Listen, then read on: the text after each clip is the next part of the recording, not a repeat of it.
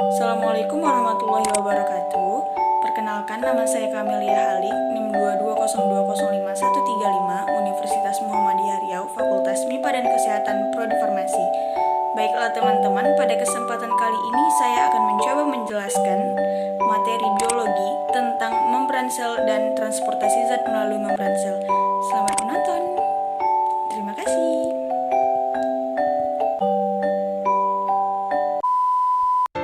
Struktur penyusun membran sel dan transportasi zat melalui membran sel.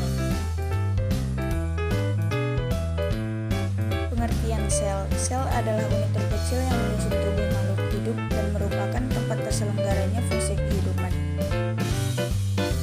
Fungsi membran sel. Membran sel berfungsi sebagai pelindung. Pelindung ini diberikan agar keutuhan bagian dalam sel tetap terjaga dengan cara membiarkan zat tertentu masuk. Struktur penyusun membran sel. Membran sel tersusun atas 3 bagian, yaitu yang pertama ada lipid atau fosfolipid, yang terdiri atas 2 komponen, yaitu kepala yang suka terhadap air dan ekor yang takut kepada air. Yang kedua ada protein, terbagi menjadi 2, yaitu protein integral dan protein sakarida. Yang ketiga ada karbohidrat yang berbentuk oligosakarida. Glukosa yang menempel pada lipid disebut dengan glikilipid, dan glukosa yang menempel pada protein disebut glikoprotein. Keseluruhan dari 2 sisi lipid, 2 protein integral yang menembus membran sel, protein peripheral yang menempel pada bagian sisi, fosfolipid bilayer, glikolipid yaitu karbohidrat yang menempel pada lipid.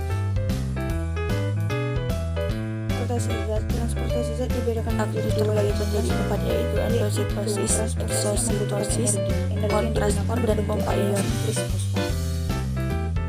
Transportasi pasif yaitu transport tanpa membutuhkan energi tetapi dipengaruhi oleh konsentrasi suatu zat. Dibedakan menjadi 3, yaitu perpindahan zat konsentrasi tinggi, konsentrasi rendah. Difusi yang dipermudah biasanya melibatkan saluran protein. Ketiga, osmosis. Proses yang terjadi dibedakan menjadi 2, yaitu pada sel yang memiliki dinding sel dan pada sel yang tidak memiliki dinding sel.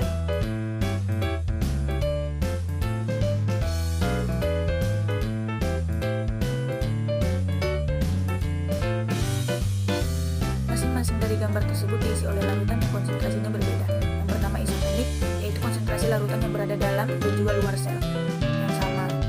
Yang kedua hipotonik, konsentrasi zat yang berada di luar sel jauh lebih rendah dibandingkan larutan yang berada di dalam sel. Yang ketiga hipertonik, konsentrasi zat yang berada di luar sel jauh lebih tinggi. Kemudian pada sel yang tidak memiliki dinding sel, misalkan sel pada hewan, yaitu sel darah merah, dimasukkan pada larutan isotonik maka akan stabil. Jika dimasukkan pada hipotonik maka akan lisis atau pecah.